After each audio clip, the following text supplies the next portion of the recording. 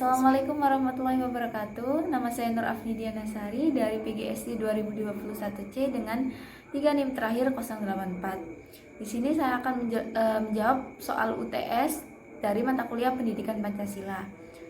Saya akan membacakan soal pertama. Soal pertama yaitu jelaskan makna Pancasila sebagai pandangan hidup bangsa Indonesia dan beri contoh implementasinya. Saya akan jawab. Jadi, sebuah bangsa dan negara memerlukan sebuah pegangan, pedoman, atau pandangan hidup. Begitu pula dengan bangsa Indonesia. Dan perlu kita ketahui bahwa Pancasila terdapat nilai-nilai luhur yang harus kita jadikan sebagai pandangan hidup agar kita bisa hidup berlandaskan dengan Pancasila dan menjadi warga negara yang memiliki sifat patriotisme, nasionalisme, dan memiliki sifat yang Pancasilaisme. Nah, dengan menjadikan Pancasila sebagai pandangan hidup yang jelas, maka bangsa Indonesia ini akan memiliki sebuah pegangan dan pedoman bagaimana mengenal dan memecahkan masalah, memecahkan berbagai masalah, mungkin politik, sosial, budaya, ekonomi, hukum, HANKAP, dan berbagai persoalan lainnya dalam gerak masyarakat yang semakin maju. Nah, contoh implementasi dari Pancasila sebagai pandangan hidup ini bisa kita ambil dari Pancasila sila pertama, yaitu mempercayai keberadaan Tuhan Yang Maha Esa. Kemudian menaati semua ajaran yang diberikan oleh Tuhan Yang Maha Esa. Misal kita beragama Islam, kita harus menjalankan sholat 5 waktu. Kemudian soal nomor 2 saya akan membacakan. Sejarah mencatat bahwa Belanda menguasai Indonesia kurang lebih 3,5 abad. Sebenarnya sudah banyak perjuangan yang dilakukan bangsa Indonesia untuk mengusir penjajah dari bumi Nusantara. Namun, perjuangan tersebut tidak berhasil. Coba jelaskan apa yang menyebabkan perjuangan bangsa Indonesia tersebut tidak berhasil. Saya akan menjawab, jadi bangsa Indonesia, kenapa sih kok bangsa Indonesia ini dijajah begitu lama tapi tidak kunjung merdeka pada saat itu? Karena perjuangan bangsa Indonesia pada saat itu masih bersifat lokal atau kedaerahan. Selain itu, perjuangan juga masih bergantung pada pemimpin. Misal pemimpinnya itu mati atau tertangkap, perjuangannya juga ikut berhenti. Kemudian dalam hal persenjataan juga masih menggunakan senjata tradisional seperti bambu runcing, terus golok, atau senjata tradisional lainnya. Meskipun senjata tersebut sedikit banyak itu membantu perjuangan bangsa Indonesia, namun itu masih belum bisa dikatakan maksimal. Kemudian ada sporadik atau musiman, kemudian ada politik adu domba, dan lain-lain. Jadi perjuangannya itu belum dilakukan secara nasional atau serentak gitu, sehingga belum mampu untuk mengalahkan Belanda pada saat itu. Seperti itu. Kemudian saya akan membacakan soal nomor 3. Setelah Pancasila berhasil dirumuskan, BPUPKI membentuk Panitia 9 dan bersidang pada tanggal 22 Juni 1945 yang pada akhirnya menghasilkan Piagam Jakarta. Namun Piagam Jakarta ini menuai pro dan kontra antar golongan nasionalis dan agamis. Coba ceritakan apa permasalahan yang menjadi pro dan kontra tersebut dan bagaimana solusi dari masalah tersebut.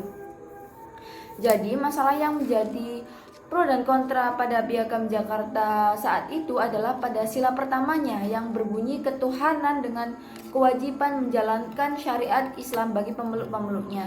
Nah, pada tanggal 18 Agustus 1945, pagi hari sebelum sidang penetapan Undang-Undang Dasar 1945 sebagai Undang-Undang Dasar Negara, ada usulan dari Maluku, Sulawesi Utara, dan Bali atau Sunda Kecil untuk merubah, mereka ini mengusulkan untuk merubah rumusan Pancasila, rumusan sila pertamanya pada Piagam Jakarta tersebut. Nah, penghapusan 7 kata dalam Piagam Jakarta ini ditujukan untuk mencegah pemisahan masyarakat Indonesia Timur yang tidak setuju dengan kata-kata tersebut karena masyarakat Timur ini mengancam akan memisahkan diri dari Indonesia bila rumusan sila pertama dalam Piagam Jakarta tersebut menggunakan frasa kewajiban menjalankan syariat Islam bagi pemeluk-pemeluknya. Nah, penyelesaian atau solusi dari permasalahan tersebut adalah dengan mengganti sila pertama yang berbunyi ketuhanan dengan kewajiban menjalankan syariat-syariat Islam bagi pemeluknya menjadi ketuhanan yang Maha Esa. Nah, kemudian kelompok agamis atau kelompok Islam pada saat itu akhirnya juga menerima keputusan itu sebagai bentuk toleransi yang besar gitu.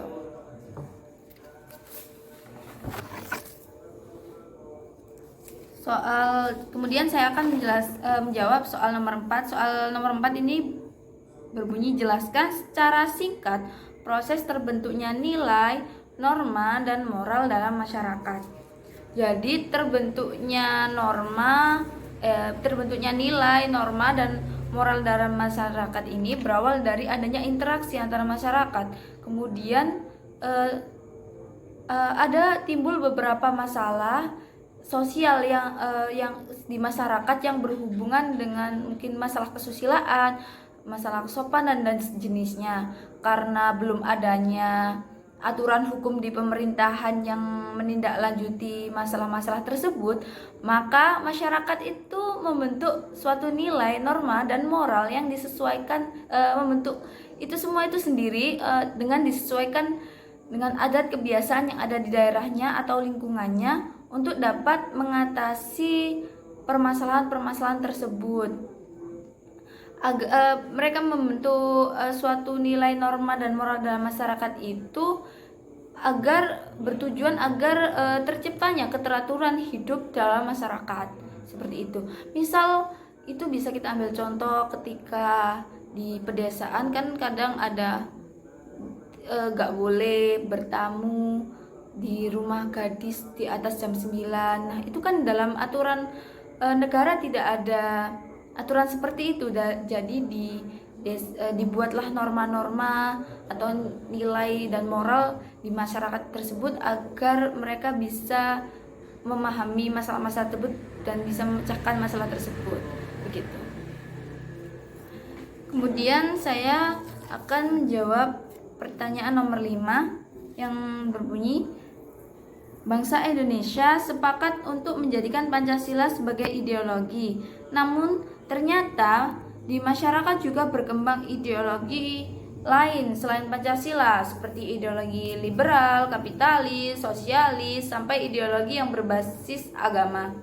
Menurut Anda, bagaimana seharusnya kita memposisikan Pancasila sebagai ideologi dalam kehidupan berbangsa dan bernegara di tengah ideologi-ideologi yang lain yang juga berkembang di masyarakat?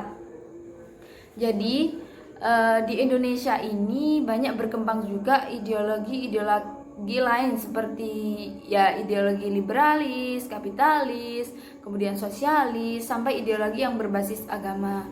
Jadi di Indonesia ini banyak juga berdiri partai-partai dengan ideologi yang berbeda-beda, seperti misal Partai PKS, ideologinya condong ke syariat Islam, kemudian PDI condong ke ideologi sosialis, kemudian nasionalis itu seperti Partai Golkar dan lain-lain.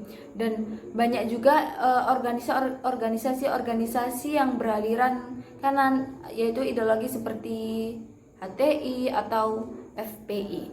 Nah, agar ideologi-ideologi yang berkembang di masyarakat atau dalam partai-partai tersebut itu tidak bertabrakan satu sama lain, perlu adanya ideologi pemersatu yang berdiri di atas ideologi-ideologi itu semua, yaitu sebagai menempatkan ideologi Pancasila sebagai ideologi negara.